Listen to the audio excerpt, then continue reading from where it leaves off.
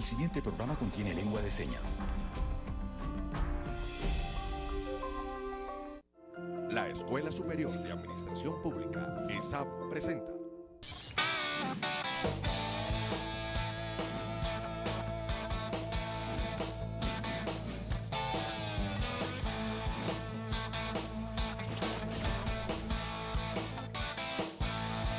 Minería de datos es una serie de técnicas en las cuales yo quiero buscar relaciones insospechadas. Esas relaciones insospechadas es la gran cantidad de datos, y lo que quiero hacer con la gran cantidad de datos es buscar un problema y en ese problema tratar de buscar cuáles son las variables asociadas. Muchas veces, analizando los datos, me doy cuenta a una de las variables. Por ejemplo, yo sé, ustedes tienen un iPad. ¿Alguien tiene un iPad acá? Señores, yo sé que la gente que tiene iPad en Estados Unidos toma más vitaminas. ¿Me están siguiendo, no? Yo sé que la gente que tiene un iPad se entretiene con eso.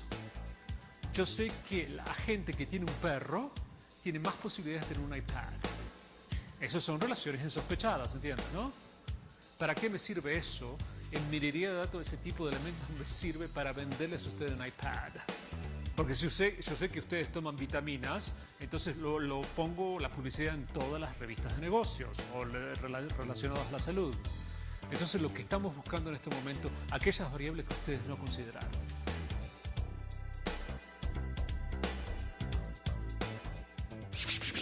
Son apartes de la conferencia Minería de Datos para la toma de decisiones de gobierno del doctor José Luis Guerrero Cusumano, profesor de la Universidad de Georgetown, quien vino exclusivamente a la ESAP a compartir con estudiantes, con personalidades del Servicio Público Nacional, todo en el marco del relanzamiento de la Escuela de Alto Gobierno de la institución. ¿Qué tal? Muy buenas tardes. Bienvenidos a Administración Pública en Acción.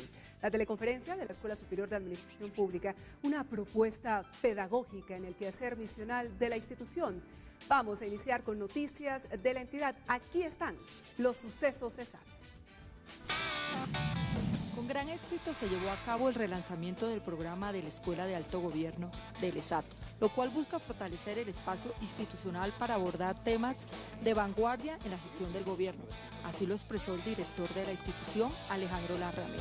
Nosotros lo que estamos empeñados es en fortalecer la institucionalidad del país, una institucionalidad que nos permita ser mucho más eficaces, tener un Estado moderno, tener un Estado mucho más orientado a los resultados, con una serie de herramientas gerenciales muy importantes. Y pensamos que la eficacia institucional parte de la capacidad gerencial. Si nosotros no trabajamos, si no fortalecemos nuestros gerentes públicos, pues vamos a tener serios problemas en el momento de establecer la eficacia de lo que hacemos.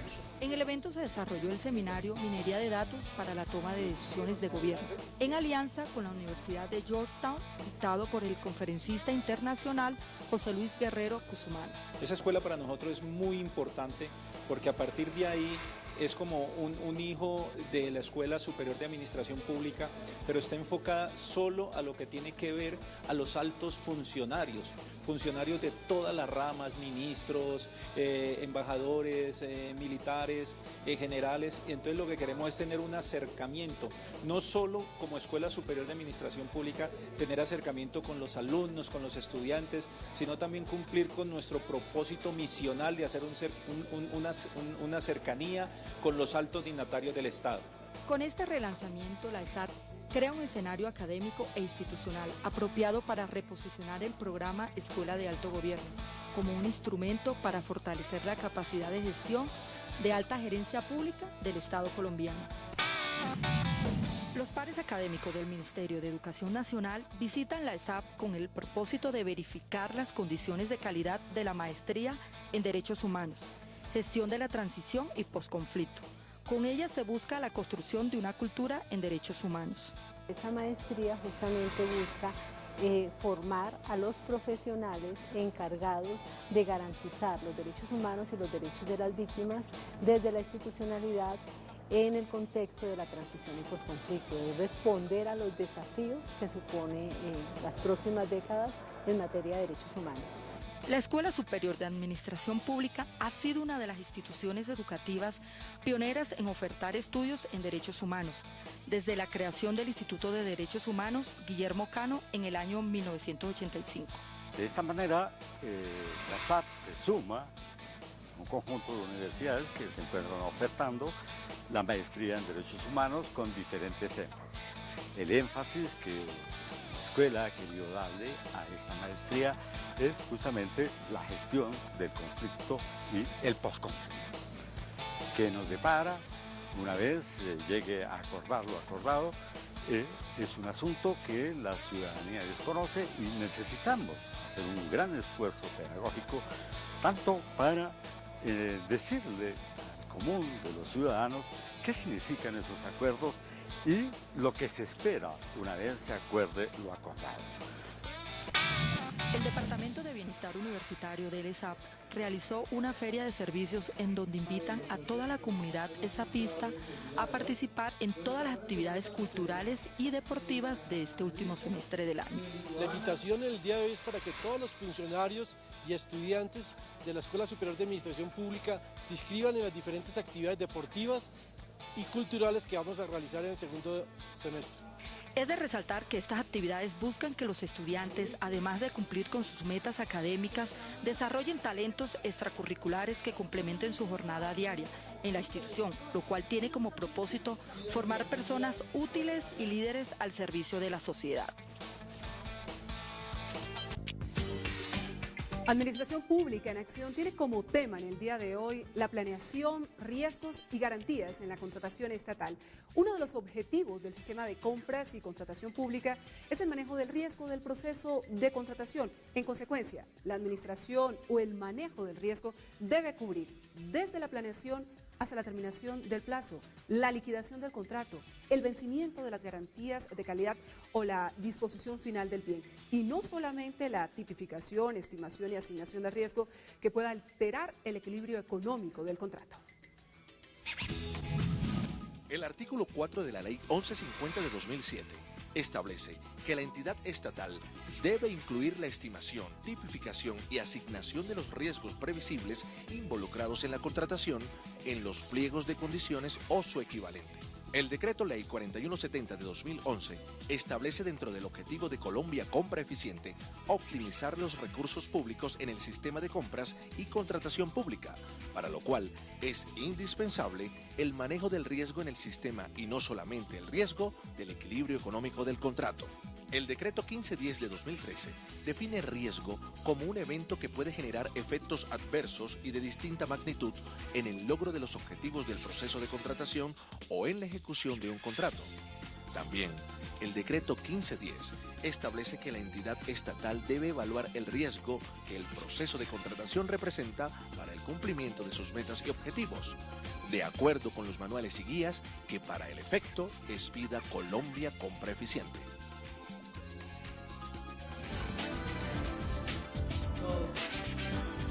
Y bien, en nuestra sección La Opinión hemos invitado al doctor Manuel Alejandro Molina, capacitador de la ESAP, abogado, especialista en Derecho Administrativo y uno de los consultores en la creación de la Agencia Colombiana de Contratación Colombia Compra Eficiente. Doctor Molina, muy buenas tardes. ¿Cuál es el contexto en materia de contratación pública en el que se generó el cambio normativo que vivimos en la actualidad? En materia de contratación pública estamos viviendo uno de los momentos más importantes para el país, porque es de esos pocos temas que a nosotros como ciudadanos nos están llenando de alegría. En medio de tantos escándalos que se han suscitado, hay unos puntos de avance enormes, sobre todo con lo que ha aportado la Agencia Nacional de Contratación Colombia Compra Eficiente, que ha sido además el resultado de toda una evolución normativa desde la expedición de la Ley 1150 de 2007 para poder facilitar y modernizar las compras públicas. El contexto en el que surge todo este momento es desde la misma reforma que se hizo en el 2007 a través de la expedición de la Ley 1150. La Ley 1150 generó nuevas modalidades de selección, empezó a utilizar modalidades que tienen que ver con elementos electrónicos. Recordemos que antes de esta época era imposible estar pensando en hacer una compra a través de Internet porque ni siquiera existía Internet. Entonces, ya pensar que podíamos notificarnos a través de los medios electrónicos, que podíamos estar interactuando a través de tiendas virtuales, que podíamos estar haciendo compras a través de catálogos electrónicos, pues era una situación que ya en el 2007 Colombia estaba en un desfase respecto del resto del mundo. Entonces, en el 2007 surge esa primera ley, esa ley 1150-2007, y coloca 5 nuevas modalidades de selección, en especial unas como son los acuerdos marco de precios, las subastas inversas electrónicas, que tienen toda una serie de elementos nuevos, positivos, y que nos facilitan las compras públicas para el Estado. Sin embargo, aunque en el 2007 se generan esas modalidades, no había un ente rector en contratación que articulara esas situaciones en relación con las compras electrónicas, y fue así como este ente rector empieza a surgir con esta necesidad. Colombia quería entrar o quiere entrar a la OECD, y para lograrlo en este club de las buenas prácticas pues necesita actualizar todo el tema institucional. ¿Cómo lo hace? Con la creación de una nueva entidad, pero era muy difícil crearla.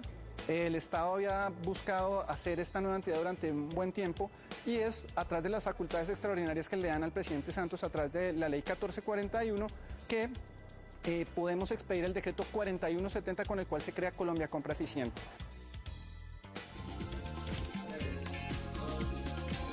Ahora bien, doctor Molina, antes de profundizar este tema con nuestros panelistas en Administración Pública en Acción, quisiéramos que nos ofreciera unos datos iniciales sobre la matriz de riesgos previsibles en cuanto a contratación estatal. Bueno, la matriz de riesgos previsibles es uno de los elementos de mayor avance que hemos tenido en los últimos años en materia de contratación pública. ¿Por qué razón?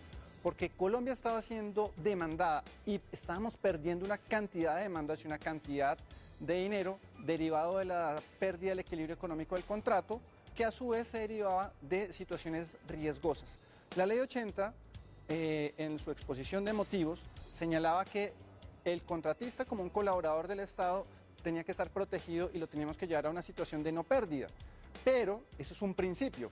Resulta que con la obligación de establecer esta matriz de riesgos previsibles que hemos colocado ahora, que es de carácter obligatorio señalarla e incluirla dentro de los pliegos, resulta que en el caso de suceder situaciones que son difíciles de prever, pero que pueden llegar a suceder, como por ejemplo una remoción en masa, como por ejemplo un desabastecimiento de cobre como lo vivió el país en el pasado, o situaciones como la fluctuación del dólar que estamos viviendo en la actualidad, afectan directamente el equilibrio del contrato.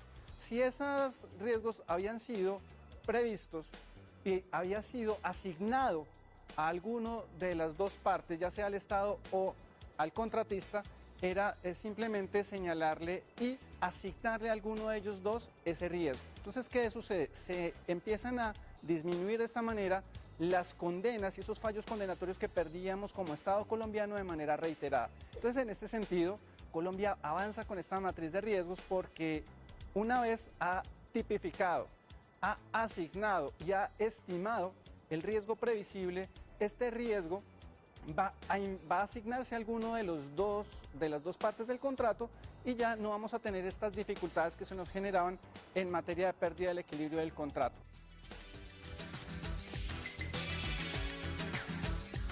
Una cosa más, doctor Molina, una recomendación para los ordenadores del gasto, los secretarios generales, financieros, entre otros.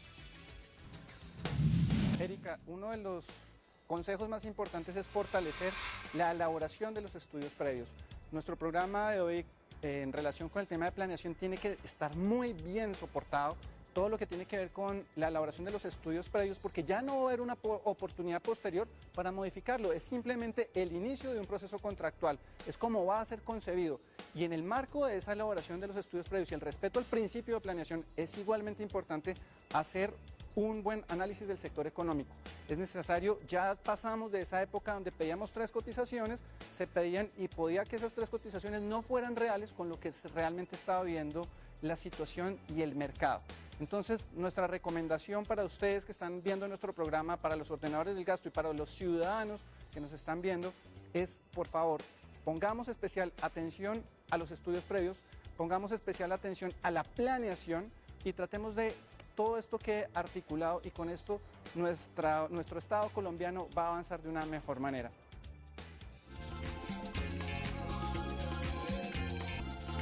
Doctor Manuel Alejandro Molina, muchas gracias por haber aceptado esta invitación de la Escuela Superior de Administración Pública de la ESAP. Muchas gracias, Erika, y panelistas y televidentes. Que tengan muy buena tarde. Muy bien, vamos a entrar ya en materia. Vamos a presentar a continuación a nuestro panel en el día de hoy. Iniciamos con la doctora Iriana Ponte Díaz. Ella es abogada con especialización en Derecho Contractual y Relaciones Jurídico-Negociales, con maestría también en Derecho, con énfasis en Derecho Administrativo. Se desempeña como asesora, consultora en entidades del sector público y en empresas privadas en asuntos relacionados con temas disciplinarios de contratación estatal. Paralelamente ejerce como docente y capacitadora en la Escuela Superior de Administración Pública. Doctora Iriana Ponte, bienvenida a Administración Pública en Acción en esta etapa. Muchas gracias, Erika. Muy buenas tardes para todos. Un gusto acompañarlos. También está con nosotros la doctora María Margarita Zuleta, directora general de Colombia Compra Eficiente. Esta agencia del Estado es abogada con formación en el Centro de Estudios Internacionales de la Fundación Ortega y Gasset en Toledo, en España. Su carrera profesional la ha llevado a ejercer distintos cargos, siempre todos muy destacados, tanto en la empresa privada como en la empresa pública. Justamente en el sector privado se concentró en áreas del derecho financiero y bancario, financiación de proyectos y mercado público de valores. Ya en el sector público ha ejercido como viceministra de Justicia y directora del Programa Presidencial de la Lucha contra la Corrupción. Doctora Zuleta, bienvenida. Le debo decir María Margarita o Paca Zuleta. Paca. Muchas gracias por la invitación. Porque corremos el riesgo de que no nos responda. Cierto. Muchas gracias, doctora Paca Zuleta. Todo un personaje en este país, sin lugar a dudas. Y cerramos con el doctor Jaime Orlando Santofimio, magistrado del Consejo de Estado. Él es abogado con un máster en Gobierno Municipal, doctor en Derecho, especialista en Administración Pública, profesor invitado a muchas universidades en Colombia y también en el exterior. Ha sido conjuez de la sección primera de la Sala de lo Contencioso Administrativo del Honorable Consejo de Estado y del Tribunal de Cundinamarca, árbitro de los centros de arbitraje y conciliación de las cámaras de comercio de Bogotá, Tunja y Cartagena, además de autor de muchos artículos y libros. Es un privilegio que lo tengamos hoy en Administración Pública Nación. Erika, muchas gracias. Muy bien, vamos a comenzar este debate, este análisis. Aquí lo primero, doctora Iriana Ponte, teniendo en cuenta nuestra audiencia, que no es solo de funcionarios públicos, sino también de ciudadanos que están interesados en conocer cómo funciona la administración pública, es indicarle a todas esas personas que nos ven a esta hora cuál es la normatividad que en este momento rige la contratación pública en Colombia, porque sabemos que es muy cambiante, que varía cada cierto tiempo, por lo menos se actualiza. Ok, Erika. Pues en este momento, pues obviamente partimos de un postulado constitucional, que es el eje fundamental de todo el ordenamiento jurídico. A nivel normativo, en contratación estatal, partimos de lo que algunos autores denominan el trípode de la contratación estatal, fundamentado en Ley 80 de 1993, modificada parcialmente por la Ley 1150 de 2007, y tenemos también la Ley 1474 de 2011, que es nuestro Estatuto Anticorrupción. Dentro de esta normativa también encontramos unos decretos de carácter reglamentario. Recientemente teníamos el decreto 1510 de 2013, pero acorde con las directivas dadas frente a la unificación normativa por los sectores de la administración pública, hoy esta disposición, junto con otras que regulan el sector, se incorporó al decreto 1082 de 2015, expedido el 26 de mayo de este año, de 2015, y allí en este momento encontramos, digamos, las normas que en esencia nos aplican para los procedimientos de contratación pública, sin perjuicio de disposiciones que tenemos que aplicar de carácter específico frente a determinadas actuaciones o a determinadas actividades. Por ejemplo, si usted está trabajando con situaciones en donde va a hacer construcción de obra, pues tiene que tener en cuenta las disposiciones que regulen la materia, situaciones, por ejemplo, que impliquen el acceso a discapacitados, que tengan las rampas correspondientes y todo aquello tipo de normatividad que nos permite y que nos obliga de acuerdo al sector en el cual nos encontremos. ¿Qué destacaría de ese decreto 1082 de 2015 que compila muchas de las normas? Bueno, es muy importante tener en cuenta que el decreto 1082 es una transcripción normativa de una cantidad de disposiciones que se encontraban de alguna forma dispersas, pero que también son aplicables. Por manera de ejemplo, situaciones de regalías, incluso esta misma disposición. Frente a lo que corresponde en materia de contratación, hay unas disposiciones que fueron demandadas ante el contencioso administrativo y que se encontraban en suspensión provisional o que se encuentran en suspensión provisional. El Consejo de Estado fue muy claro en señalar la situación de suspensión provisional y en una providencia del mes de junio también hizo la claridad de que el hecho de que estuviese en suspensión provisional se expulsaba del mundo jurídico. El decreto 1082 hace una prohibición clara en cuanto a que es viable que eventualmente se presentaran situaciones de ultraactividad normativa, porque eventualmente las sentencias en donde se definan las demandas de nulidad de estas disposiciones pudiesen ser falladas como que la disposición no fuera contraria a derecho. Entonces es una de las provisiones que señala la norma atendiendo esa situación. De otra parte, con relación a lo que conocíamos como en el artículo 65 y 65A sobre bienes de carácter bienes para defensa y seguridad nacional, en esta disposición nueva se hace el ajuste pertinente con base en algunos de los aspectos que fueron tocados dentro de los autos que hicieron la suspensión provisional de ese citado artículo. Doctora María Margarita Zuleta, Lapaca Zuleta, directora de la Agencia Nacional de Contratación, Colombia Compra Eficiente. Para quienes no lo sepan, porque quizá hay muchos ciudadanos que hasta ahora nos ven y que no lo saben, ¿qué es y para qué funciona Colombia Compra Eficiente? Colombia Compra Eficiente es un articulador, es el director de orquesta, por decirlo así, de la compra pública que hace el Estado, o de la compra en general que hace el Estado. Pensemos que es el coordinador, es alguien que trata de unir las formas como compran, de fijar reglas para tratar de comprar ordenadamente, no repetir procedimientos y manejar la información del sistema de compra pública.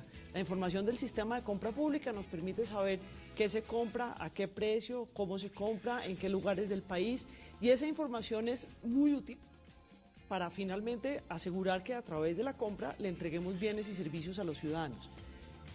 Nosotros en nuestras casas, en una empresa privada, en una entidad estatal, nos gastamos la plata, el presupuesto, con compras. Usted paga su nómina, paga los impuestos, que siempre hay que pagar los impuestos, y de ahí para adelante todo son compras y contratos. Los servicios públicos son unos contratos, el mercado es un contrato, los zapatos que compra son un contrato, cuando va a la peluquería es otro contrato, el colegio del niño es otro contrato. Lo mismo pasa con la administración pública o con las empresas privadas. ¿Uno qué hace? En el sector público se gasta la plata de los contribuyentes para entregarle bienes y servicios a los ciudadanos. En la empresa privada se gasta la plata de los accionistas para vender unos servicios o unos bienes y generarle más ingresos a los accionistas. Entonces es la única forma de gastar la plata, distinta de la nómina, es el sistema de compra pública. Por eso es importante en la empresa privada, en la pública y en la casa, que alguien mire la información, la coordine y que trate de coordinar a los compradores públicos para optimizar el recurso público, o optimizar el recurso de la casa, o optimizar el recurso de la empresa privada. Sin lugar a dudas es de la mayor importancia porque al fin y al cabo son los recursos de todos los colombianos. Es la plata de todos los ciudadanos que le aportamos al Estado para que realice sus compras. ¿Qué pasaba antes? ¿Qué hemos ganado los ciudadanos a través de este trabajo que viene adelantando ya desde hace un tiempo la Agencia Colombia Compra Eficiente? En primer término, yo creo que organizar la información es muy importante. Eso puede sonar un poco bobo, pero no es bobo. Si nosotros no sabemos a quién le compramos el combustible, a qué precio se lo compramos, cuántas transacciones para comprar el combustible tenemos, pues no sabemos qué tan eficientes somos, y organizar esa información nos permite decir, resulta que no le estamos dando suficiente juego a la oferta de combustible, o resulta que es que estamos repitiendo muchas veces las mismas transacciones. ¿Qué sentido tiene eso? Eso no es eficiente. ¿O por qué a la entidad estatal A le sale más barato que a la B si estamos hablando de los mismos galones de gasolina corriente, por poner un ejemplo? ¿Qué es lo que hace?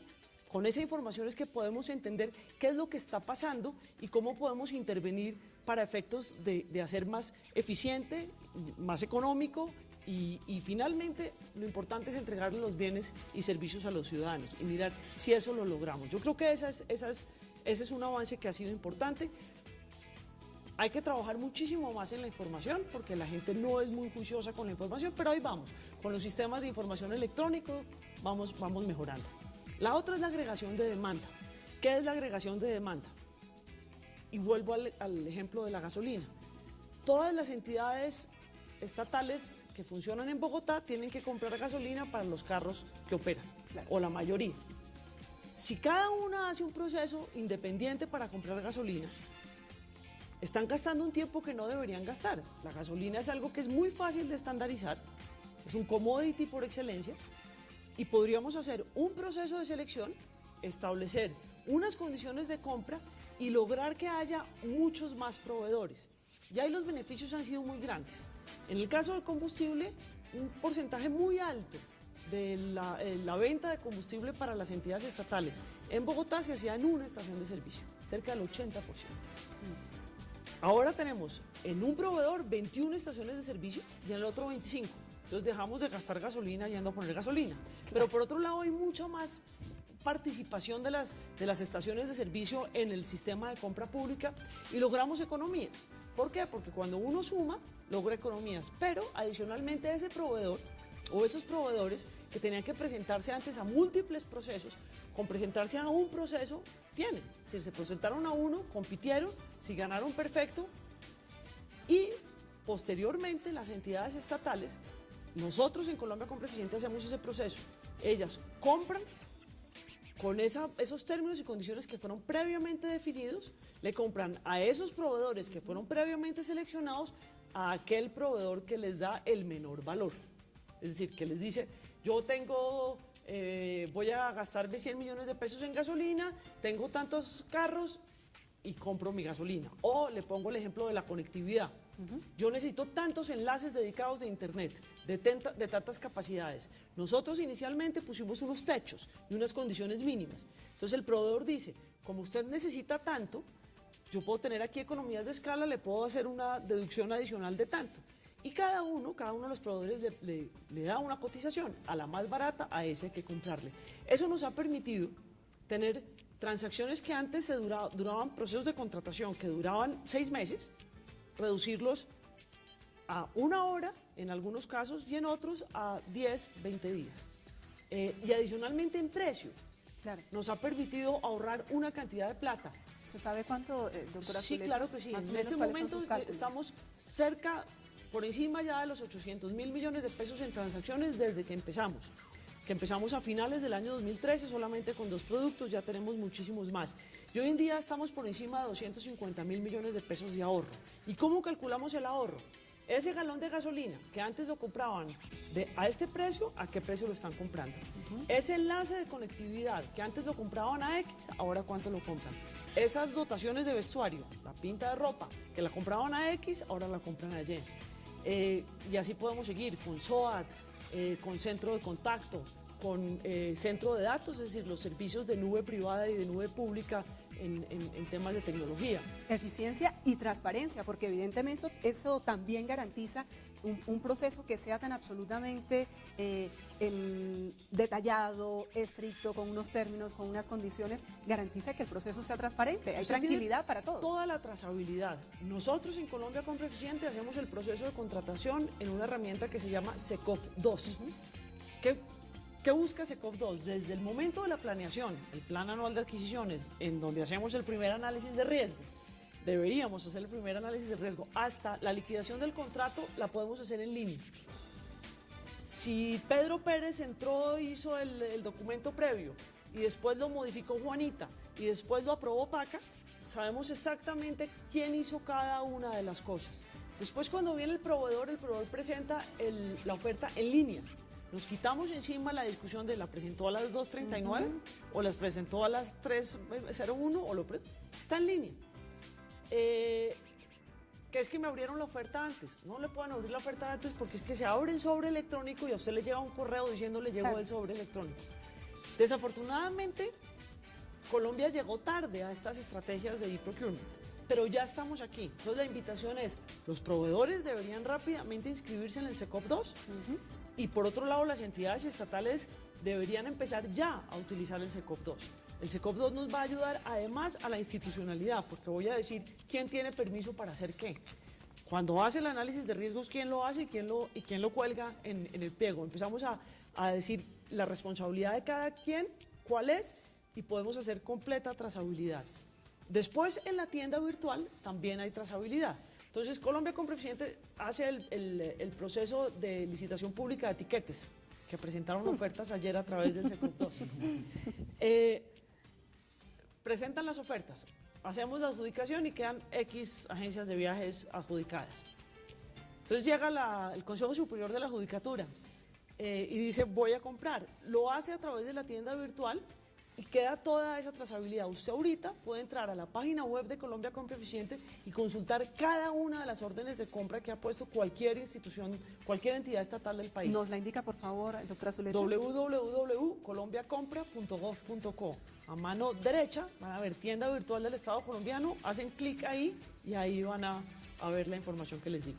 Es el esfuerzo del Estado para garantizar que ese dinero, reitero, que es el dinero de todos nosotros, que le pagamos a través de impuestos y a través de otros gravámenes, quede totalmente garantizado y uno sobre todo quede tranquilo, que hay eficiencia y transparencia, que es lo mínimo que se puede exigir. Ahora bien, doctor Santofimio, en medio de este proceso, con estas normas que tenemos, que están tratando de hacerse cada vez más simples dentro de, evidentemente, la complejidad que tienen, porque es algo muy delicado, porque se manejan miles de millones de pesos en algunos procesos de contratación, la planeación es fundamental. Hemos visto que la doctora Paca nos ha explicado paso por paso cómo se adelanta este proceso, pero evidentemente si no hay un proceso previo de planeación, las cosas definitivamente no van a funcionar. Claro que no funcionan. Es que, digámoslo así, la gran columna vertebral del sistema está dado sobre la planeación. Y eso tiene una razón elemental. Los cambios que introdujo la Ley 80 del año 93, fundamentalmente se puede percibir en el artículo 40 y en el artículo 32 cuando habla de la tipología contractual, es que quien diseña el contrato para atender una necesidad pública o de la administración es la misma administración. Entonces es ella la que tiene que saber exactamente qué es lo que va a atender, qué va a enfrentar, qué necesidad tiene que suplir a través de los mecanismos contractuales. Y si eso no se hace, pues sencillamente la administración está improvisando. Y cuando se improvisa, pues entramos en todos estos procesos que conocemos permanentemente de desajuste en materia contractual, de pérdida de recurso presupuestal, de esfuerzo, de obras no concluidas o de obras que no se requieren, etcétera, etcétera. Es la columna vertebral del sistema. Y así está diseñado a partir de la Ley 80, artículo 40, cuando dice que la administración tiene que celebrar los contratos que se requieran para atender las necesidades del colectivo. No es el legislador, no es el juez, es la misma administración. Y eso lo debe entender cualquier funcionario público responsable de la contratación en el país. Por eso el principio de planeación, como lo decía la persona que hizo la presentación, el funcionario de la ESAP, el doctor Mauricio Molina, de manera acertada, pues la planeación se configura en un principio rector fundamental de todos los procesos contractuales para luchar contra la improvisación. Muy claramente lo acaba de decir la doctora Paca, el problema de la administración es que tiene que ser ordenada, que tiene que ser coherente con sus necesidades, que tiene que cumplir con una serie de procedimientos y esos procedimientos previos fundamentalmente se circunscriben al tema de la planeación. No solamente agotando de manera debida los estudios previos, sino también realizando todos los procesos tendientes a la verificación, identificación, cuantificación, impacto de riesgos que que se puedan sufrir con ocasión de la ejecución de un contrato. Y en ese escenario de la planeación, y me gustaría, arrancando por el doctor Santofimio, ¿qué se ha podido identificar en cuanto a las falencias en la planeación? Usted que ha podido detectar desde su ejercicio profesional, la doctora Paca, que está ahí también muy metida, supervisando, haciendo todo este ejercicio de supervisión a través de la Agencia Colombia Compra Eficiente, y la doctora Eliana Ponte, que también es una amplia conocedora del tema. Doctor Santofimio. A ver, la respuesta la puedo dar desde el punto de vista jurisdiccional, de los asuntos que nos toca resolver. Claro. Digamos que en una gran mayoría de los asuntos que el Consejo de Estado resuelve tienen que ver directamente con problemas de planeación, problemas de estructuración de los negocios, negocios mal estructurados, mal hechos, negocios que en su ejecución tienen infinidad de problemas,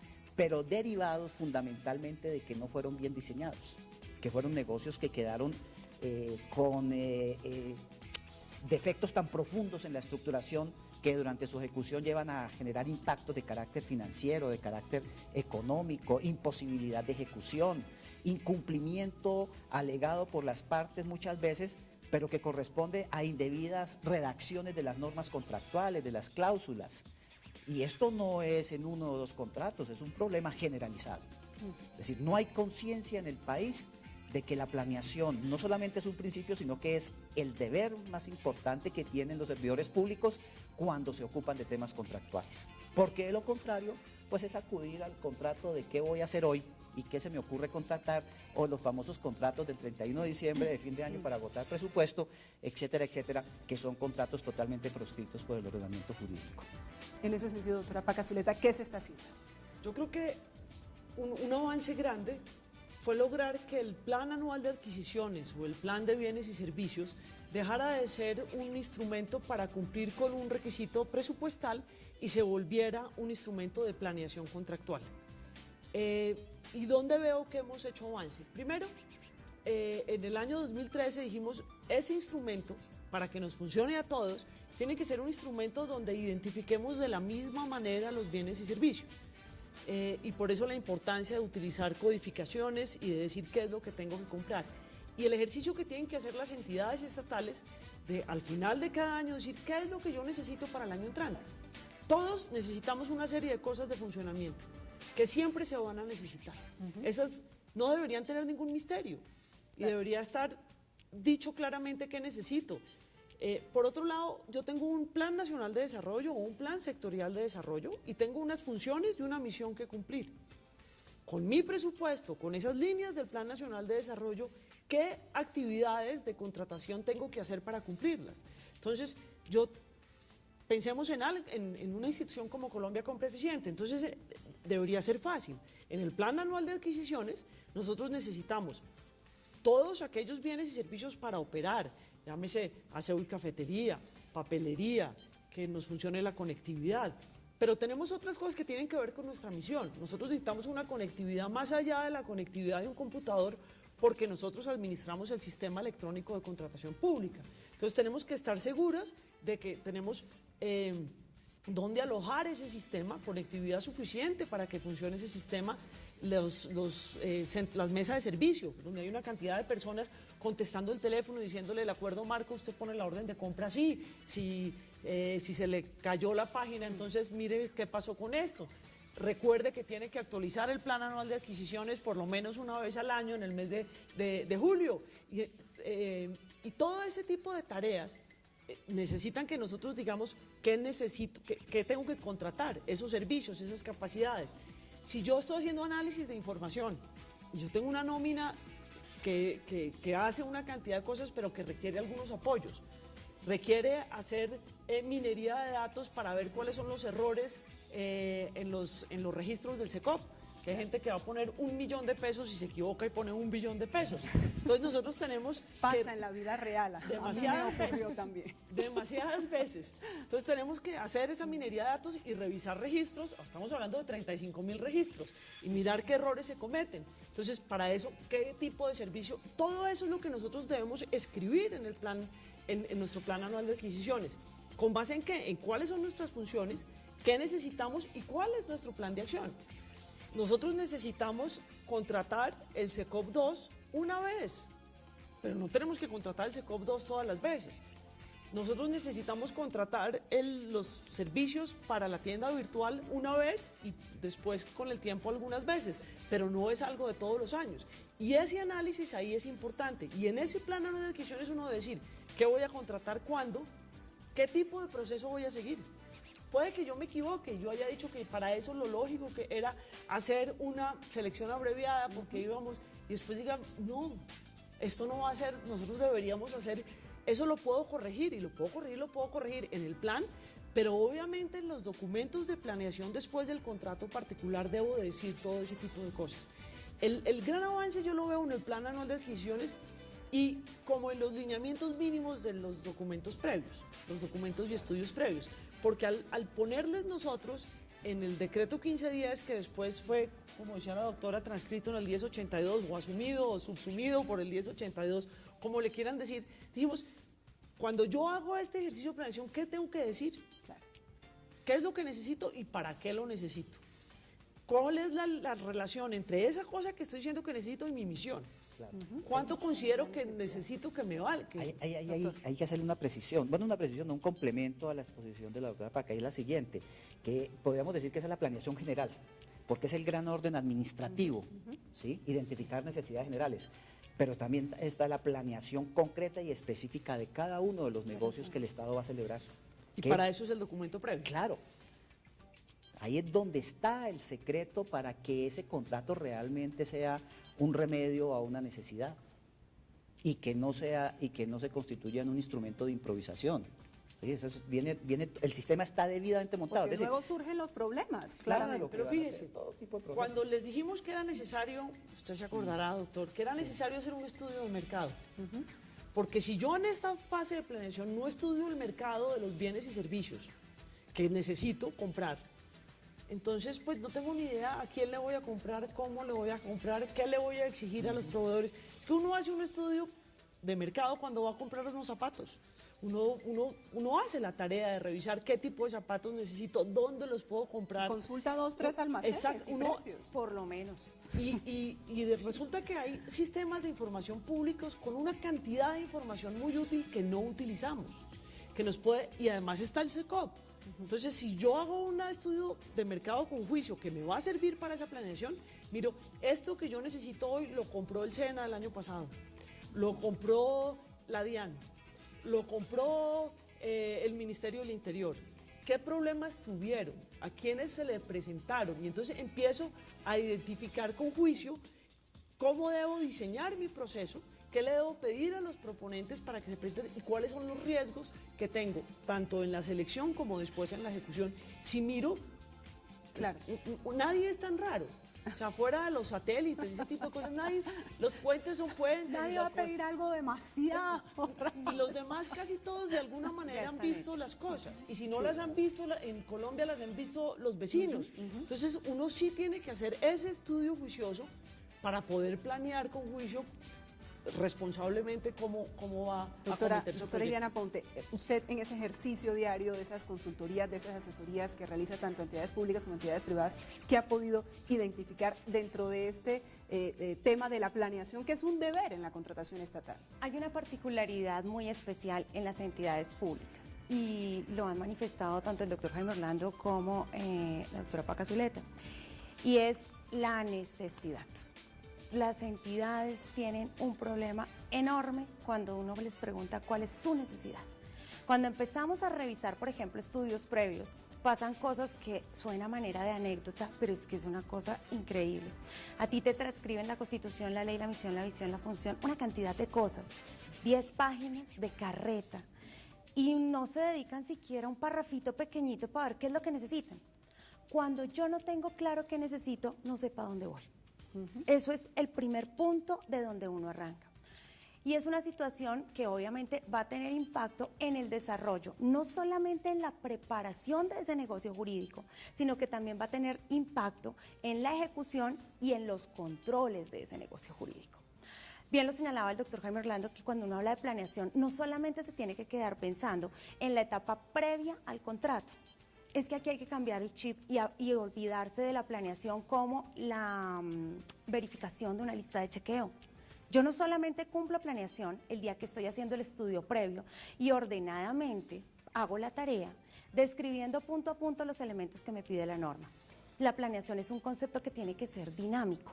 ¿Por qué? Porque cuando yo sé cuál es mi necesidad, yo sé a qué punto debo llegar. Y yo cuando estoy claro para dónde voy, puedo establecer diferentes estrategias que obviamente parten de la determinación de unos riesgos.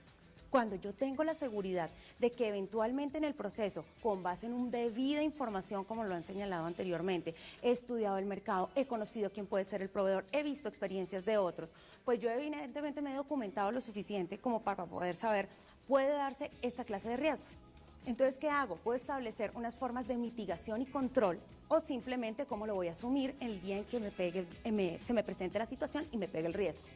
Ahora, como no la tengo clara en la necesidad, pues mucho menos voy a saber qué es lo que voy a controlar. Claro. Eso es evidente. ¿Y cómo hacer una interrupción chiquita? Claro. Parte de lo que a mí me preocupa... Doctora Paca. Parte de lo que a mí me preocupa de eso es que quien tiene la necesidad no tiene nada que ver con el funcionario de contratación, y mucho menos, excúsenme colegas, con un abogado. No. Quien tiene la necesidad generalmente, a no ser que sea un tema administrativo, es alguien que está en la parte misional. Sí. Y si a esa persona no la pone uno a que escriba su necesidad, la necesidad queda mal formulada. Con otro problema. Y entonces, esto es un trabajo interdisciplinario, que es la primera cosa que...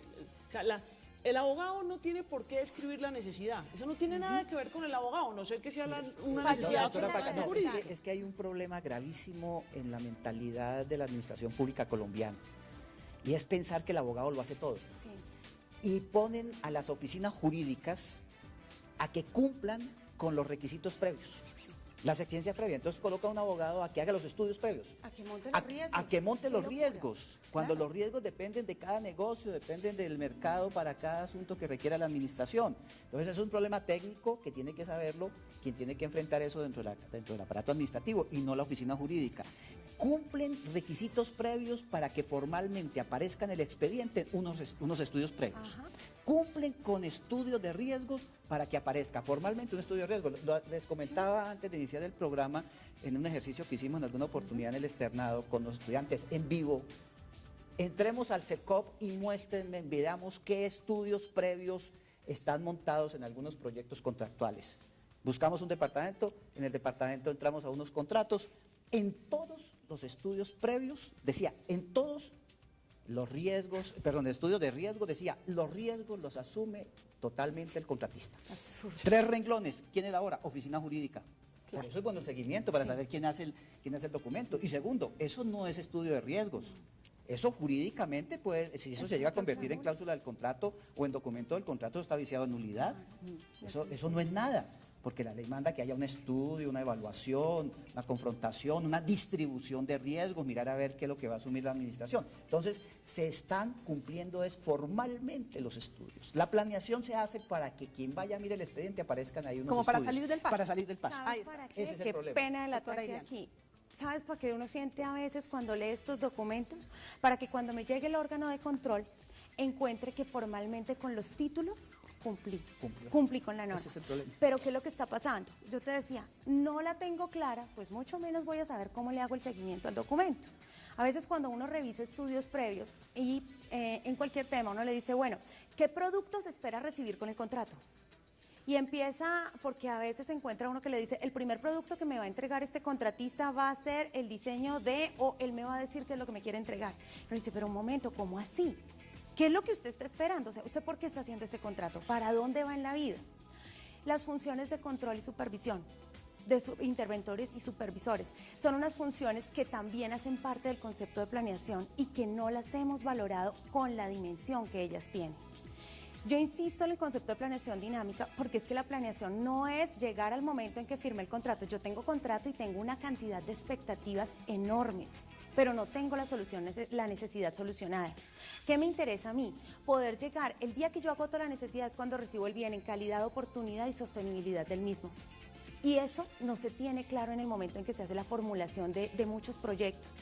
Entonces, la gente todavía no ha tenido la concepción de que el contrato estatal es una herramienta de trabajo para la administración. Es la mejor herramienta de trabajo para que usted pueda cumplir sus finalidades. Pero como tampoco la tengo muy identificada la finalidad, no sé a dónde aspiro a llegar, pues obviamente este trabajo de construcción, de investigación, de irme para el mercado, de averiguar, cuando usted le empieza a informar al servidor público, ¿qué es un estudio de sector? Y le dice, mire, vaya, tiene que hacer un análisis de mercado, tiene que verificar la oferta, tiene que verificar la demanda. Entonces ya empiezan como a ponerse pálidos y piensan que toca contratar un consultor para que le haga el análisis. Por supuesto, un abogado que lo saque de ahí. No lo hace un abogado. No, nunca. Es que si lo hace un abogado, queda mal hecho. Eso queda mal hecho. O sea, lo tiene que hacer una persona que sabe de microeconomía. Claro. No, y el análisis de riesgos, yo también se los insisto muchísimo. Por favor, acabas de mencionar, interdisciplinario. A ver, un abogado, yo se los digo coloquialmente, pero no lo digo en chiste, lo digo muy en serio. El análisis de riesgo lo tiene que hacer la parte técnica al lado de la parte financiera, acompañada, de pronto más o menos mal acompañada por un abogado. Porque si usted se lo pone a hacer al abogado, le garantizo que está mal hecho. Pues ahí está. En este punto de la discusión, cuando estamos viendo la importancia de la planeación antes de llegar al tema de los riesgos, quiero vincular al doctor José Camilo Guzmán, el secretario general de la Agencia Colombia Compra Eficiente. Él nos relata ahora cómo la Agencia Nacional de Contratación le ha servido al servidor público, justamente al funcionario público, para que comprenda un poco de lo que justamente estamos hablando. Colombia Compra Eficiente fue pensada y creada como una entidad que le sirva a los servidores públicos y a todos los interesados en el sistema de compra y contratación pública como una herramienta para el mejoramiento y la eficiencia en la contratación, para mejorar los procedimientos de compra y adquisición de bienes y servicios y de obra, para establecer herramientas de gestión contractual que faciliten la labor del comprador público, para manejar como ente rector las políticas en materia de compra y contratación que generen, ante todo, la eficiencia en el gasto y de la compra pública. Un servidor público, llámese gobernador, alcalde, presidente de una entidad, jefe, cualquier comprador público encuentra en Colombia Compra Eficiente herramientas para su gestión, herramientas que le permiten acceder a documentos tipo, pliegos de condiciones, manuales, guías, síntesis como una herramienta de búsqueda de información jurídica en materia de contratación pública, que busca ante todo facilitarle la actividad que pueda encontrar en un solo sitio como nuestra página web www.colombiacompra.gov.co, todas las herramientas y toda la información para el mejoramiento de su actividad. ¿Cuál es nuestra finalidad? Que hagamos una compra eficiente, que el gasto público se vea bien reflejado en las necesidades de las entidades y que cada uno de nosotros encuentre como gestor público una herramienta de gerencia para que podamos administrar de mejor manera los recursos públicos y podamos obtener los bienes y servicios que requerimos en nuestras entidades para el cumplimiento de nuestras funciones.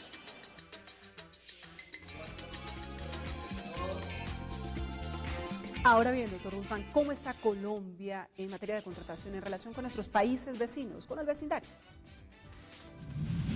En relación con nuestros vecinos, Colombia empezó tarde a pensar en su sistema de compra y contratación pública. Para dar un ejemplo, Chile ya lleva 10 años desarrollando su sistema y todas sus herramientas y sus instrumentos. Sin embargo, hemos aprendido de su experiencia, de sus errores y de sus aciertos, y por eso Colombia ha avanzado mucho en materia de su sistema de compra y contratación. El SECOP2 es un ejemplo de ellos. Hoy podemos ya contar con una herramienta que nos permite realizar todo el proceso de contratación en línea sin necesidad de que los contratistas o los proveedores o los interesados tengan que desplazarse y alejándonos del uso y el manejo del papel. Estos avances nos permiten colocarnos en muchos aspectos a la vanguardia del sistema de compras en relación con nuestro continente.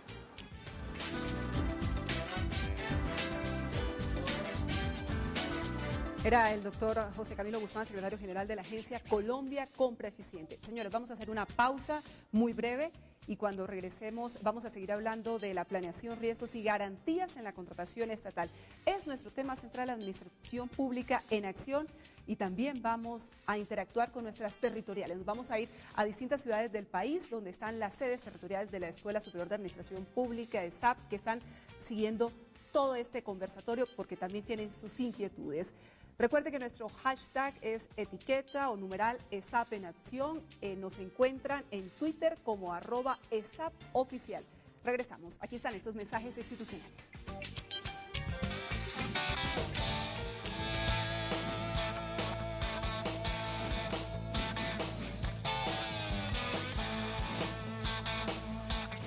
¿Qué es Elijo Saber? Elijo Saber tiene como objetivo capacitar a precandidatos, candidatos y electos a cargos de elección popular para garantizar el éxito de los gobiernos. ¿Qué entidades participan? Participa de los cursos presenciales y virtuales que brinda la ESAP y Capacítate. Queremos que tú seas uno de los participantes. Queremos que tú elijas saber. Búscanos en la web. Elijo Saber. Candidatos formados, gobiernos exitosos. ESAP, rumbo hacia la excelencia académica. La ESAP es nuestro principal motor de formación de servidores públicos. Para eso fue creada y está comprometida con la calidad humana y la calidad técnica de nuestro servicio público. Por eso en este cuatrenio va a certificar en alta calidad sus programas de pregrado y posgrado. Pues para poder dar una buena certificación a los servidores, pues tiene que calificarse y certificarse ella misma.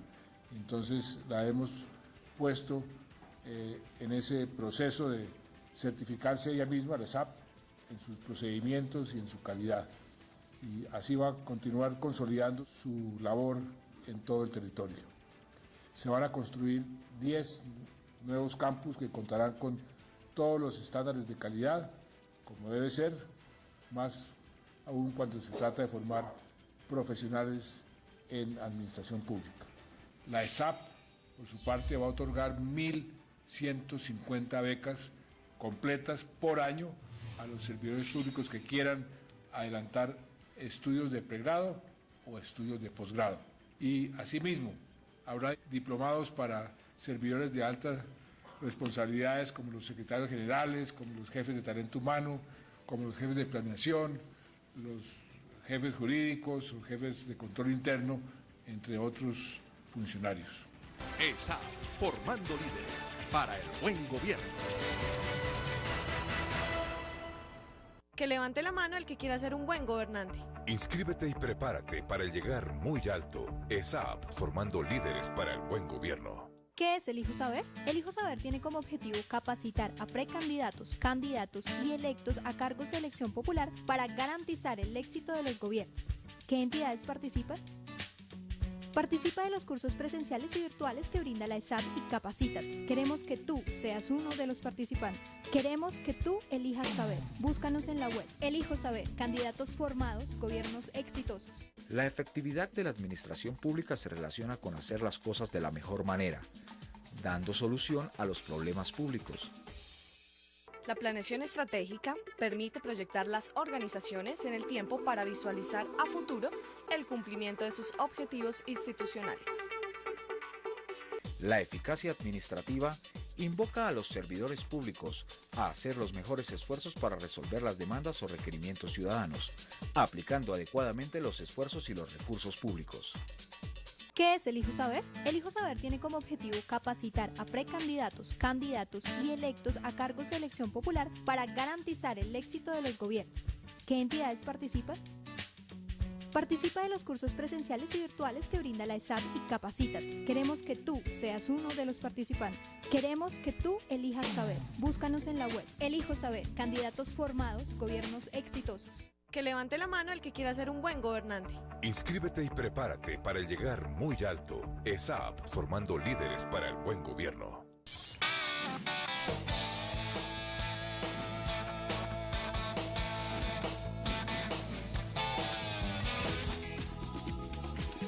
Qué bueno que sigan con nosotros en esta Administración Pública en Acción, donde hoy estamos hablando acerca de la planeación, riesgos y garantías en la contratación estatal. Es nuestro tema de hoy.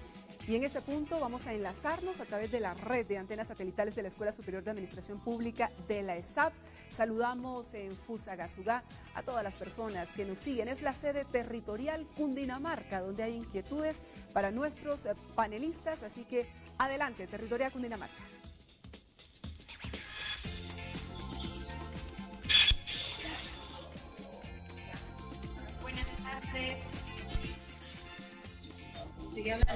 Buenas tardes, nos presentamos por la Territorial Cundinamarca.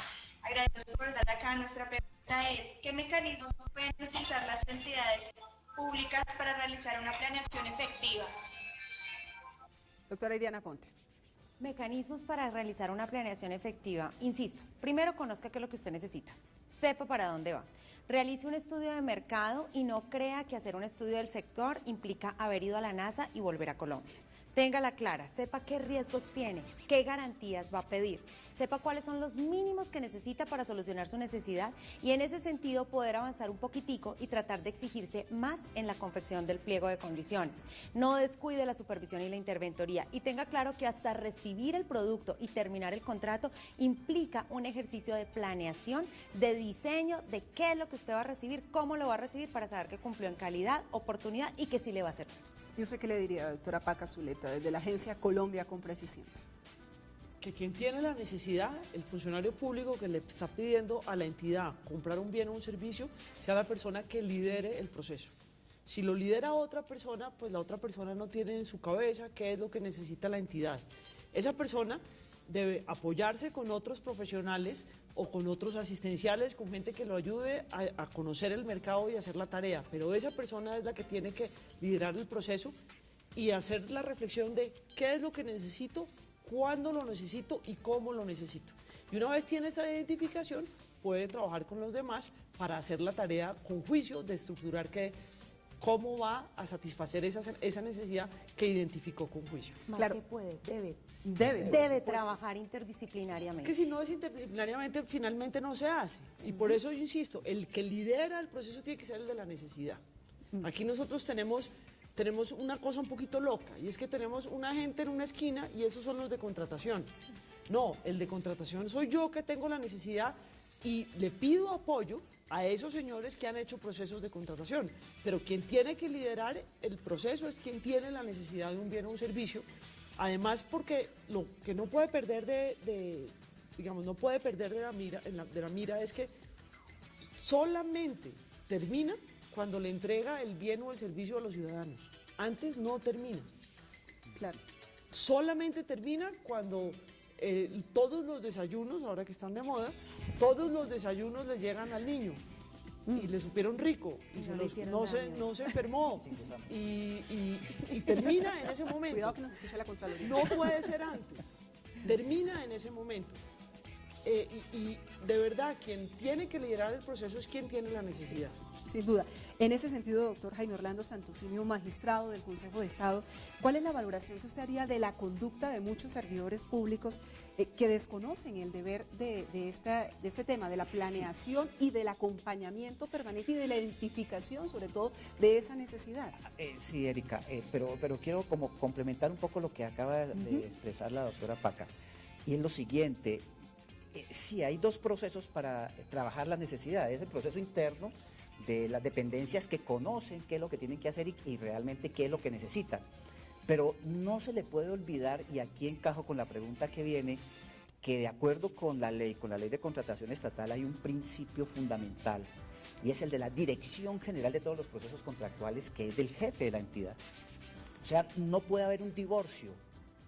Aquí es un problema de gerencia, de que no se eligen o se nombran para los cargos para sentarse y calentarlos, sino para que estén pendientes absolutamente de todo lo que está ocurriendo al interior de la entidad. Y definir necesidades es lo más importante que tiene una entidad, porque se van a convertir en contratos. Entonces ahí está el papel del jefe de la entidad.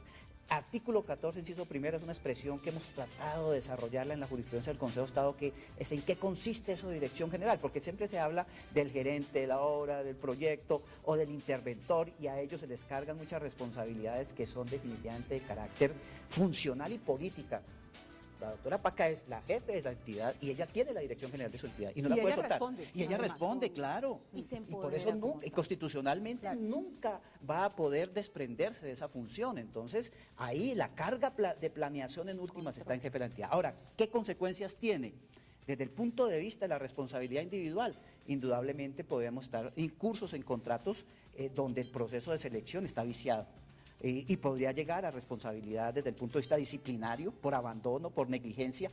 Hay una regla muy bonita en el artículo 40 de la ley 80 que yo no he visto que nadie la explote ni la aplique. Y es que dice que el principio de legalidad en materia contractual, después de respetar la Constitución, los tratados internacionales, la ley, los principios, también están sometidos a la buena administración. Sí. Principio de buena administración, lo dice el artículo 40, doctor. ¿Y qué es eso de buena administración? Elemental, saber qué es lo que tengo que contratar, cuándo y cómo. Hacer la tarea. Oye, es que parece tan sencillo. Es elemental, y eso se hace en la empresa privada, ¿por qué no en la empresa pública? Bueno, genera responsabilidad individual, disciplinaria, procuraduría, órganos de control disciplinario interno, porque se están desconociendo los principios de la contratación. Incursionamos en el artículo 38 de la ley 437. Desde el punto de vista penal, un proceso de estos mal joteado, mal llevado, mal hecho, improvisado, puede dar lugar a configuración de algunos de los delitos de celebración indebida de contrato. Eventualmente pienso en este caso un 410 del Código Penal, celebración del contrato por desconocimiento de normas y principios elementales, de reglas. Y desde el punto de vista del contrato, y así lo hemos declarado, y eso hemos tenido unas discusiones muy grandes en el Consejo de Estado, la nulidad del contrato. Un contrato que no se ha respetado el principio de planeación siendo imperativo. Norma imperativa es aquella que yo no puedo negociar ni transigir sobre ella y me la como, me la paso, me la salto porque sí, porque quiero tener el contrato al otro día improvisando con unos costos enormes. Pues no hemos tenido el miedo de declarar la nulidad absoluta. Son contratos que no merecen permanecer en el ordenamiento jurídico. son contratos irrespetuosos del interés general, irrespetuosos del presupuesto, que hay que comenzar a ordenarlos. Y la ordenación se hace es reconociendo que son violatorios del orden jurídico. Claro. Es que qué pena y yo interrumpo de nuevo. Adelante, Hay una ligazón que se nos olvida hacer.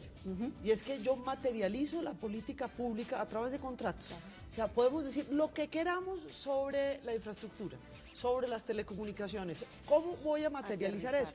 A través de compras y contratos. No hay otra forma de hacerlo. Entonces, esa cabeza de entidad, si su oficio es hacer acuerdos marco, entre otras cosas, pues yo tengo que saber qué acuerdos marco, dónde, cuándo, dirigirlos, estar en la audiencia, estar dirigiéndolo. Es decir, es parte de la responsabilidad. Uno juró para eso, uno le pagan para eso. Entonces, esa cosa de, no, es que yo soy el responsable de la política, buenísimo, pero después del discurso de la política, ¿cómo se ejecuta? Con compras y contratos. No hay otra forma de hacerlo. Claro.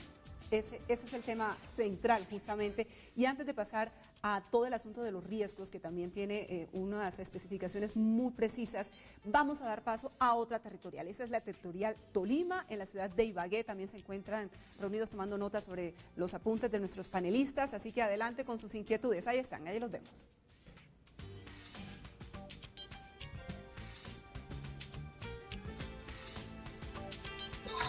Buenas tardes a los panelistas. Mi nombre es Mariano Rodríguez Suárez. Los felicito. Han dado todo ese debido proceso y al mismo estamos sometidos todos los que hemos sido y son servidores públicos. La pregunta va en este sentido.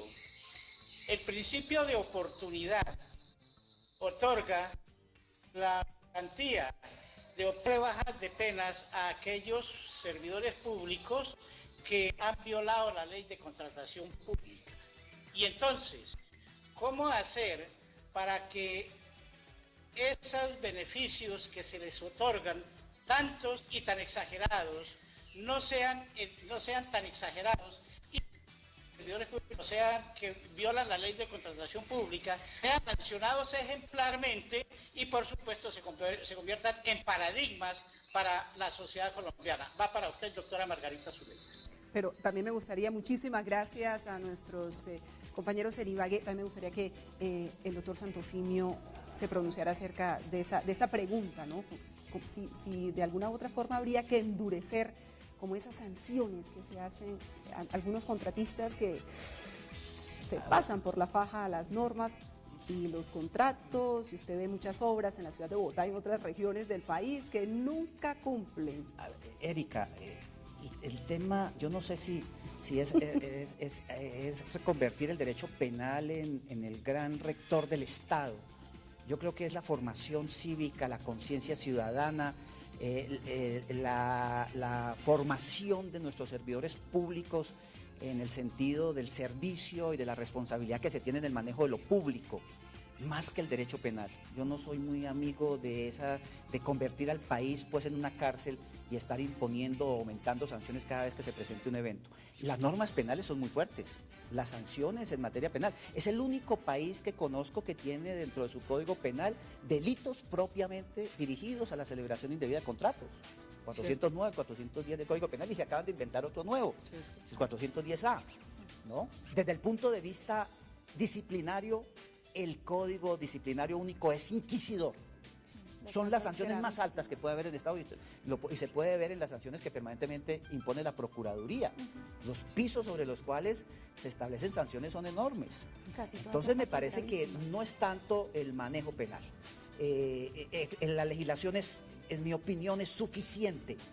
Lo que debe existir es el orden, la disciplina, el cuidado, la conciencia pública, y para eso pues sí, no creo que se requiera más derecho penal, se requiere mejor buena administración. Sí. Principio de la buena administración, el 40 del Código de la Ley 80 es una norma maravillosa cuando nos dice que tenemos que actuar sobre la base de la buena administración, que ahora es un principio reconocido como principio fundamental. Veía ahí algunos trabajos muy interesantes en Europa, en España, que hay algunos textos que los consiguen ustedes por la red, a la audiencia, sobre el principio de la buena administración. Eso es conciencia ciudadana, eso no es otra cosa. ¿Qué más les metemos? Prisión perpetua, ¿no? Casos de... ¿no? ¿Qué hacemos con eso? Doctora Paca. Yo estoy de acuerdo con el doctor Santofimio.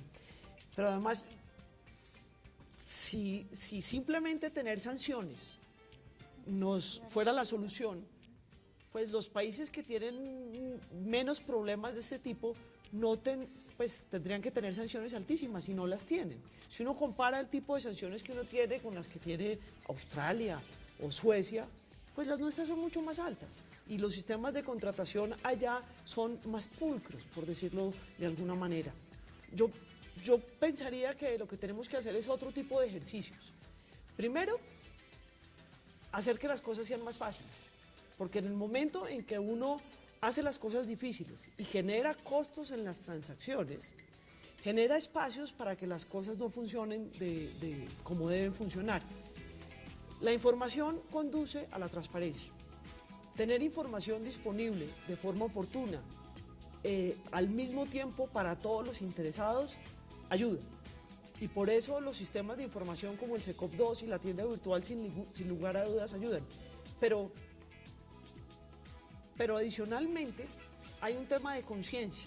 Hay un señor que nos ponían a leer en la universidad que se llama Chipola, que es un historiador de la economía, hace historia económica.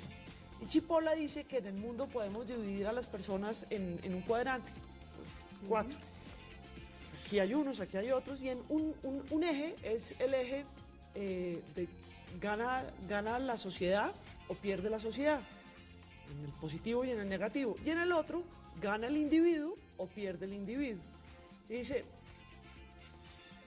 nosotros tenemos que pensar que los que están correctos son aquellos que siempre hacen algo en donde ganan ellos y gana la sociedad.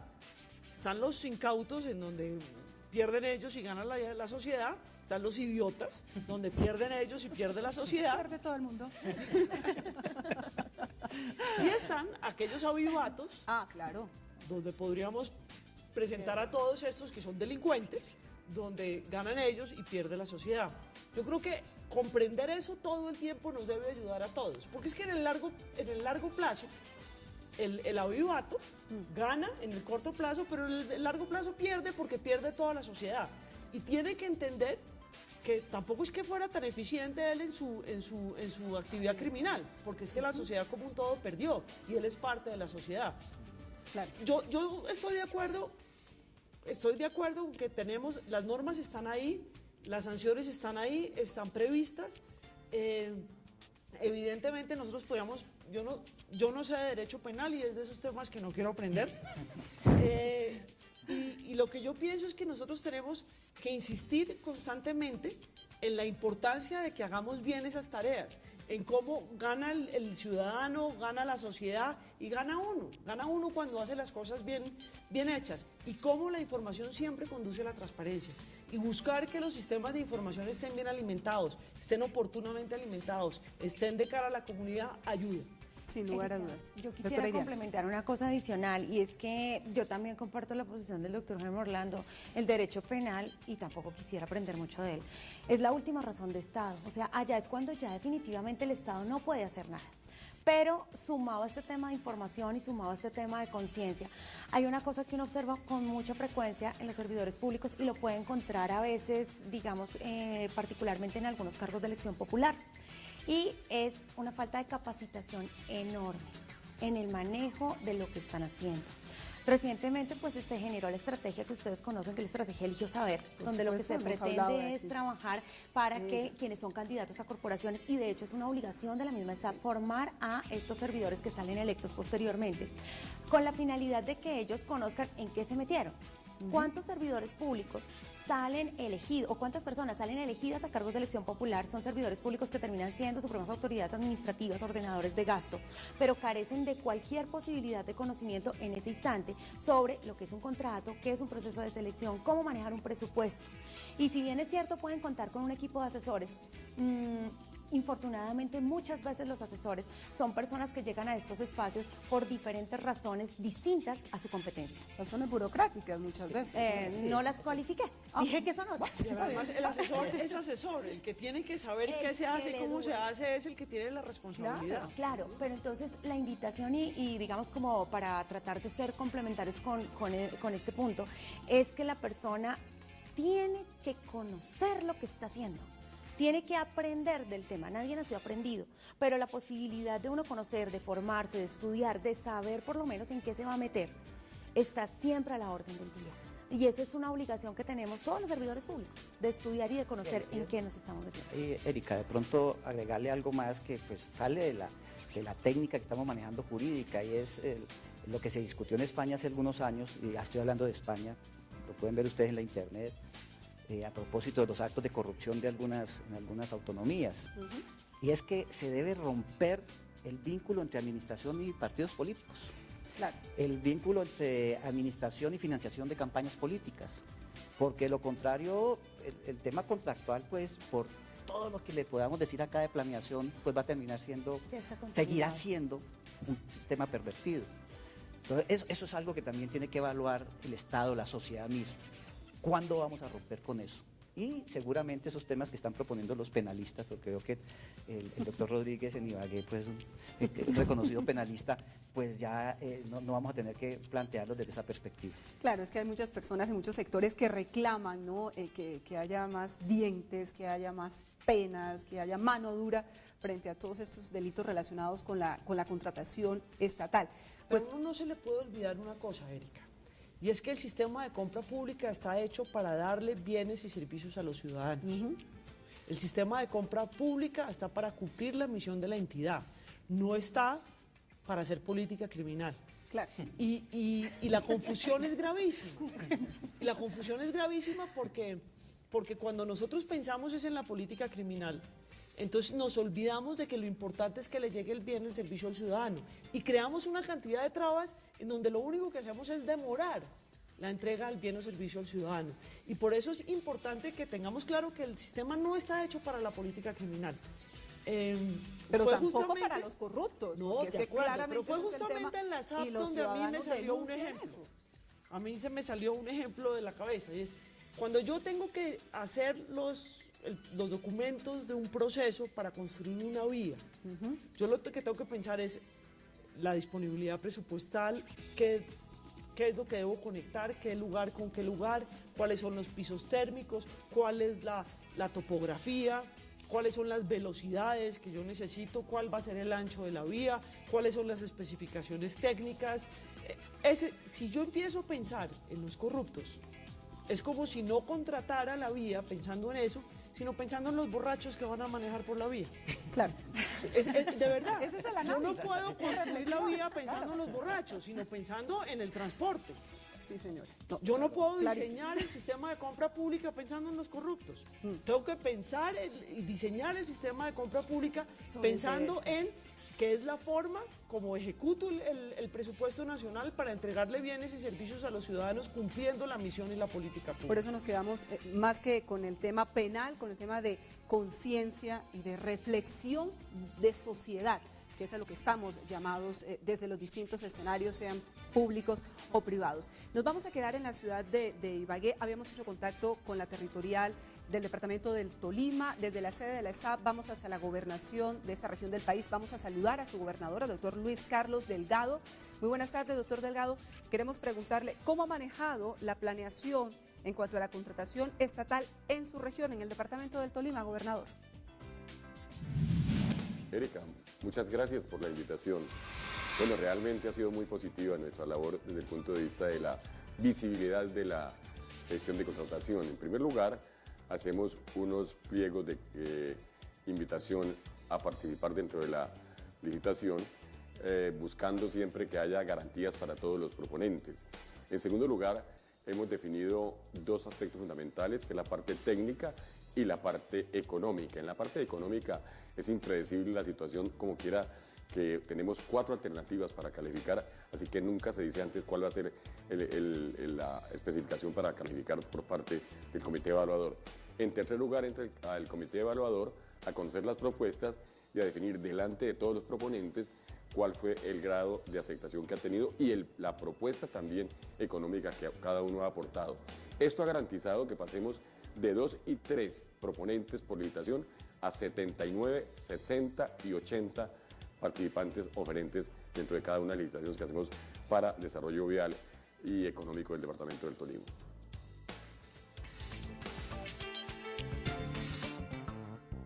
Hay que decir, señor gobernador, que en ese ejercicio de transparencia la Procuraduría ha ubicado a la gobernación del departamento del Tolima como la segunda mejor del país en el índice de gobierno abierto IGA.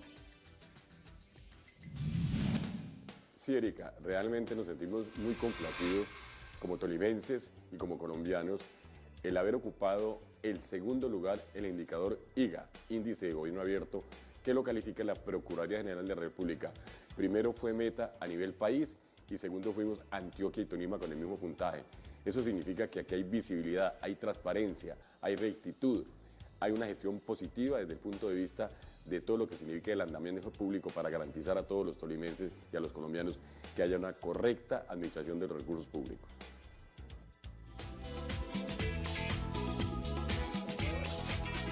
Es el gobernador del departamento del Tolima, Luis Carlos Delgado, a quien agradecemos por acompañarnos hoy en Administración Pública en Acción. Erika, con mucho gusto, estoy a sus órdenes. Muy bien, y ahora vamos a enlazarnos con una territorial más, es la territorial del departamento de Antioquia. En la ciudad de Medellín están ya listos, ahí los vemos, nuestros compañeros en esta zona del país. Adelante con sus inquietudes, muy buenas.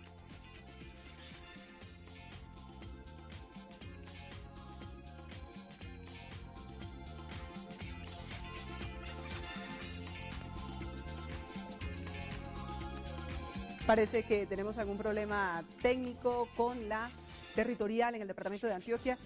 Yo aprovecho entonces, porque no quiero dejar pasar este tema, hemos hablado con insistencia de todo lo relacionado con la planeación, doctora Iriana Ponte, doctora Paca Zuleta, doctor Santofimio, pero hablemos unos minutos finales del tema de los riesgos, que definitivamente es fundamental. Hay una matriz que se plantea ahí, que veo que la doctora Iriana sonríe, porque le gusta, no le gusta, que tiene de positivo, de no tan bueno esta matriz para garantizar todo el escenario de los riesgos, que es un elemento muy importante que también está relacionado con eso de la planeación, porque es importante saber cuáles son las distintas consideraciones en torno a ellos y cómo se deben abordar.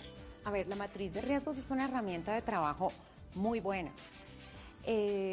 Es un instrumento que las personas tienen que aprender a usar. Y cuando me refiero a aprenderlo a usar, quiere decir siéntese, conozca el expediente, conozca su necesidad, conozca el mercado, conozca todo el trabajo que tiene que hacer allí. La sonrisita va a que hay muchas ocasiones cuando uno está trabajando con los servidores públicos frente justamente a la matriz de riesgos, que a uno le ponen una cara de dolor impresionante. Y hay otros que son lo más de generosos y le dicen la matriz de riesgos que tenemos en esta entidad es la maravilla. ¿Y eso por qué? Es que todos los riesgos son del contratista. Y entonces ahí uno dice, ups, pero ¿cómo así? ¿Qué le pasó? ¿Cómo así que todo es del contratista? O sea, esa matriz de riesgos a cambio de que sea una maravilla, eso es un desastre.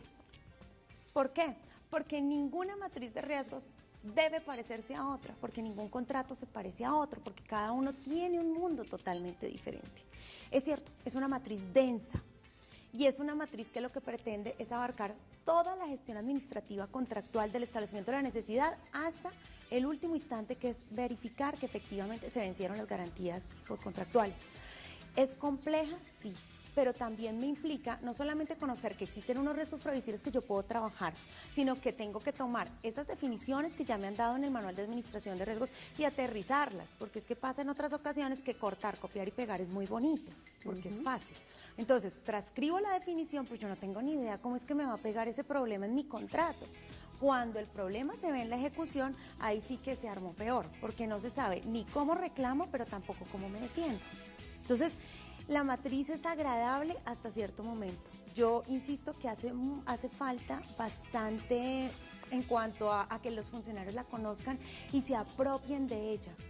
Es una herramienta buena, pero también es esa parte de que se apropien de los procesos es lo que les está haciendo falta. Pero es necesaria, doctora Paca Zuleta. Pues es tan necesaria que la expedimos del Manual de Identificación y Manejo del Riesgo. Conociendo que era compleja. ¿Y por qué resolvimos expedir un manual que tiene además una matriz y además que está cargada la matriz en una Excel para que la gente la pueda bajar fácilmente? Para evitar lo que decía el doctor Santofimio, los riesgos todos son a cargo del contratista. Primero hay que identificar los riesgos y hay que identificar los riesgos en cada una de las etapas. Y la matriz nos ayuda a eso. mire primero cuáles son los, y mire qué tipo de riesgos son, si es externo, si es interno, si el riesgo tiene que ver con la tasa de cambio o si el riesgo tiene que ver con una cantidad de cosas. La norma nos habla de los riesgos previsibles. Y yo creo que parte de lo que nosotros tenemos que entender es quién puede manejar los riesgos. Cuando usted alquila un carro, usted se va de vacaciones a cualquier ciudad y usted alquila un carro, usted entrega su tarjeta de crédito. Y el señor le entrega, le entrega un carro y le dice, es que usted debe volver el día tal. Y usted sabe que usted pone la gasolina o le dan el carro con gasolina. Y dependiendo de cuál de las dos cosas es, la tarifa del alquiler del carro varía. Le dice, usted tiene un seguro, si usted se estrella, hasta tanta plata yo le cubro. Entonces eso también le afecta el valor del contrato. O sea, cualquier cosa que yo haga en ese análisis de riesgo tiene una incidencia directa en la oferta económica que le hagan por ese contrato. Entonces es una cosa seria, es una cosa de un análisis súper serio. Si yo lo que estoy haciendo es contratarla a ella para que me ayude con un concepto es un riesgo distinto a si yo voy a contratar un servicio de información o un desarrollo tecnológico o una carretera o el trabajo de una consultoría. Cada riesgo es distinto. Entonces yo no puedo, por eso la matriz tiene que ser tan compleja como es complejo el contrato. Si el contrato es un contrato, digamos, más sencillo, pues la matriz de riesgo va a ser más sencilla. Si el contrato es más complejo, pues obviamente la matriz es más compleja. Y lo primero que tienen que hacer es analizar eso y sentarse a pensar cuáles son los riesgos previsibles. El riesgo no previsible no lo podemos, digamos, es que ¿qué pasa si... ¿Qué pasa que no estoy hablando del riesgo previsible? ¿Cuáles son los previsibles? ¿Cuáles son los que yo debo pensar que vienen? Y muchos de esos riesgos yo los manejo mejor como entidad estatal. Otros los maneja mejor el contratista. Y eso es lo que tenemos que pensar. ¿A quién asume el riesgo dependiendo de eso? Ahora, hay unos riesgos que podemos garantizar, pero hay otros riesgos que económicamente sería absurdo garantizarlos, porque son los riesgos que pueden ser de un gran impacto, pero de una probabilidad muy baja. ¿Qué sentido tiene que yo busque garantías para eso? Si se me va a subir el costo muchísimo. Y hay otro tema que a mí me preocupa y viene algo que tiene que ver con el equilibrio económico del contrato. Yo soy de las que considera que la relación contractual no es equilibrada por principio. Ni la mía cuando voy a comprar unos dulces en la calle, ni las relaciones económicas generalmente no tienen equilibrios. Y lo que está buscando esa norma no es decir que tiene que ser equilibrada, sino que cómo era la distribución de las cargas para mantener esa distribución de las cargas. Pero en las relaciones, ni siquiera en las relaciones humanas hay equilibrios. Claro. Entonces eso también hay que mirarlo con otra lupa, pensaría yo. Sí, doctor Santofimio, sus reflexiones sobre este tema. Bueno, no me pronuncio sobre el documento que produjo Colombia como presidente porque puedo ser juez del documento. Pero sí hay una necesidad imperiosa en tener un orden y una guía y una orientación en relación con el tema de los riesgos. Por varias razones, a ver, enumerémosla. Primero porque el tema de riesgo es la nueva dinámica del contrato del Estado. Los contratos del Estado se nos convirtieron todos, no solamente los de larga duración, sino todos los contratos en contratos de riesgo, lo cual implica una actividad mucho más fuerte de la administración en la planeación, lo que acaba de indicar la doctora, todo el ejercicio de verificar los posibles impactos que puede tener en su ejecución el negocio. Entonces, eso significa un esfuerzo muy grande. En segundo lugar, entender que el riesgo, el análisis de riesgo debe llevar a una distribución de riesgo, porque lo que se quiere es que el contrato pues salga con una especie de llanta de repuesto para saber quién está en mejor posición de enfrentar hipótesis que alteren la ejecución del contrato, la economía del contrato. Por eso yo me río cuando dicen que todos los riesgos son del contratista o todos los riesgos del Estado, porque primero sería concebir un contratista kamikaze, que yo comenzaría a dudar el día que me diga que va a asumir todos los riesgos, porque ya comienzo a pensar que eso es peligroso, un señor de esa talante, o una administración que lo asuma todos, porque este también está como desquiciado. Entonces hay que balancear, me parece que es el balance, y en ese balance se está protegiendo el interés público. Pues muy bien, esto ha estado tan bueno que se ha pasado muy rápido. La verdad es que han sido unos conceptos muy interesantes, muy esclarecedores, unos aportes verdaderamente significativos. No nos queda más que sino agradecerle a la doctora Iriana Ponte, a la doctora Paca Zuleta, por supuesto, al doctor Jaime Orlando Santofimio, su presentación, su presencia, sobre todo aquí en este espacio, en Administración Pública en Acción. Ojalá podamos volver a tenerlos muy pronto para seguir hablando de este tema, porque creo que se nos quedaron muchos aspectos importantes. Doctora Ponte, muchas gracias. No, a ustedes muchísimas gracias. Ojalá otra oportunidad para encontrarnos. Doctora María Margarita, mejor doctora Paca Zuleta. Muchas gracias a mis colegas. Doctor Santofimio. Muchas gracias, Erika, muy amable. Y a ustedes, muchísimas gracias por habernos acompañado, por haber estado hoy con nosotros en Administración Pública en Acción. Este es un producto de la Escuela Superior de Administración Pública bajo la coordinación del Departamento de Comunicaciones de la ESAP, la Subdirección de Proyección Institucional y la Subdirección de Alto Gobierno. Nos vemos la próxima semana con otro tema de interés para ustedes y para todo el país. Muchas gracias.